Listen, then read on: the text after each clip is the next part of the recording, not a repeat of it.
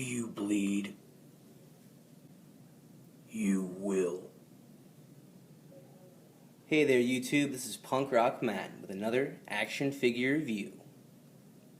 Today I am very excited to be taking a look at the Mafex Armored Batman from the Batman v Superman Dawn of Justice line. Got this guy today for $47.82 from, you guessed it, Hobbylink Japan. Also, just a quick note to anyone who watched my Batman and Superman reviews from the same series. I've had those guys for over a month now. I've had no quality issues whatsoever, so I can officially say I'm very happy to have gotten them, and equally as happy to have gotten this guy. So let's take a look at his height, shall we? We are looking at about nearly 6.5 inches, and just over 16 centimeters. Here he is next to the unarmored version. Here he is next to his greatest enemy turned greatest ally. Here he is next to the SH Figuarts Kamen Rider Black, the renewal version. Here he is next to Revoltech Rao from Fist of the North Star. Star Wars Black Series Kylo Ren. And as always, to finish things off, Marvel Legends Daredevil. And with that, you should have a pretty good idea of his relative size. Alright, let's take a look at his articulation, shall we? First off, I want to say that his cape has a wire in it, just like the other Batman does, the unarmored version, which I do like a lot. And then his head has a double ball joint. It's not crazy posable, but it does have a lot of movement, so, I mean, it's good. Does the trick. His shoulders have a ball joint inside the abdomen, and then a socket and hinge joint as well. Good movement out of there. The shoulder pads are on a somewhat soft plastic little tab. No hinge or anything, but they don't really get in the way too much. There is a bicep cut, double elbow joint, looking nice, working well, and then a socket and hinge on the wrist. Good movement there. He has a ab crunch, definitely getting some decent movement out of that, not a ton, but not something like you wouldn't expect. I mean, he's a very heavily armored figure. Has a ball joint at the waist. This belt is also a separate piece so it doesn't get in the way. Then he has some cool articulation here in the hip. You can see that.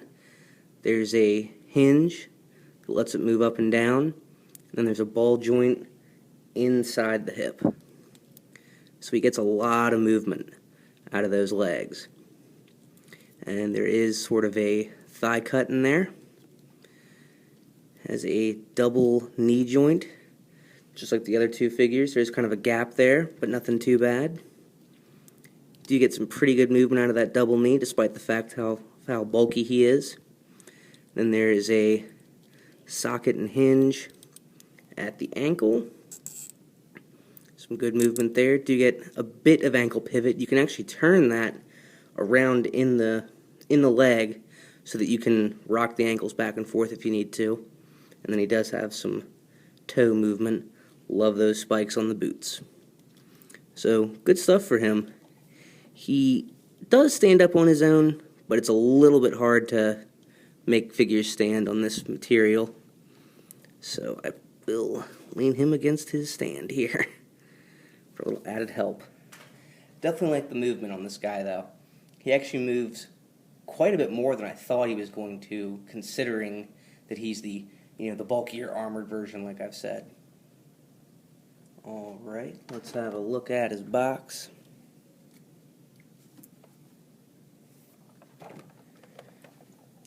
Standard Mafex box. You can see his accessories in there. We'll take a closer look at those in a second. Picture of the figure, Armored Batman action figure, Metacom toy, DC Comics. Got another picture of the figure and the logo. Some posing options here on the back. Figure number 23. And then on the bottom here, age 15 up, no kids. Metacom toy user support, telephone number and email, just in case you do have an issue with it. I've had no need to use either of these yet, and hopefully I won't. Also, just to note that package is resealable, and if you've watched any of my other videos, you know I love that. Anyway, let's take a look at his accessories. This is probably the only part of the figure I'm a little disappointed with, because he's kind of light in the accessories department. Well, he comes with this grapple gun, which is definitely cool. He has his default hammer fists, which are super sweet.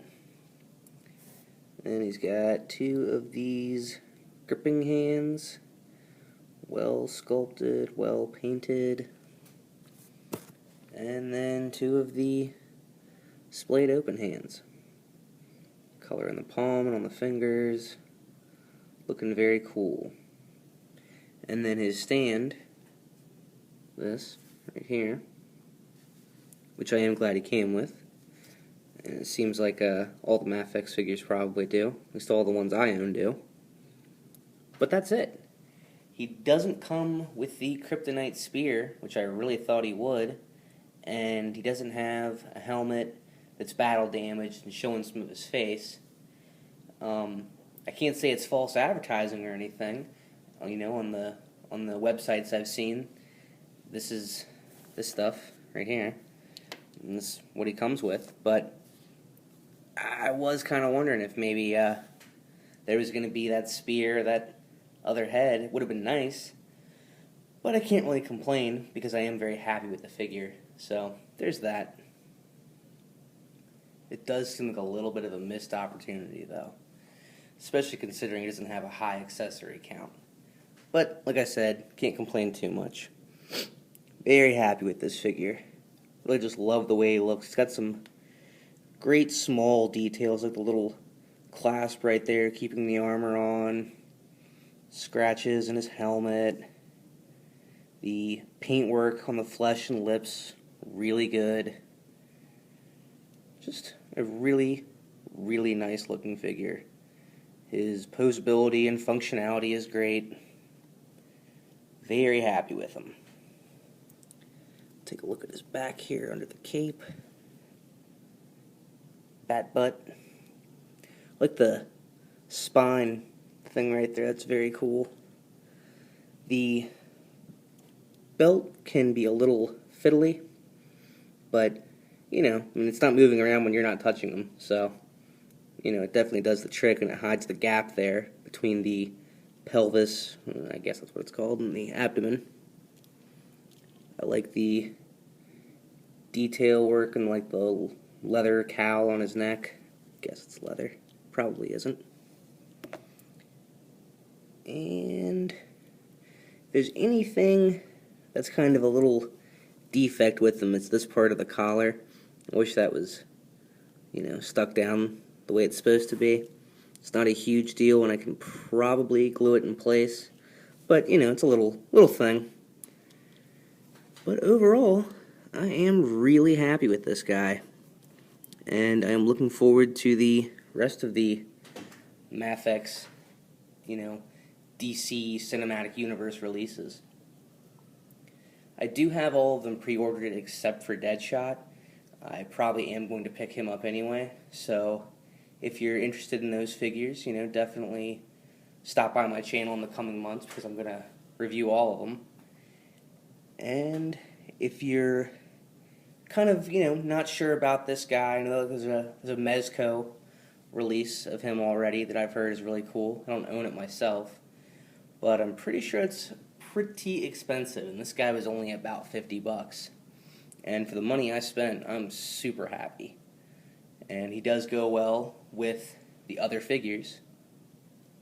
especially the other Batman. They look super cool together. And they did a really good job of recreating, which I mean, I guess probably wasn't that hard for them, but the undersuit matches this one really well. I think that's a very cool little feature. So, if you have been thinking about picking up Armored Batman, you've been kind of on the fence, I certainly suggest them, especially if you like this design. I'm 100% happy with my purchase. And, you know, he is in stock right now at HobbyLink Japan, but that could change. This guy's back ordered, so if you're thinking about it, you might go ahead and take the plunge.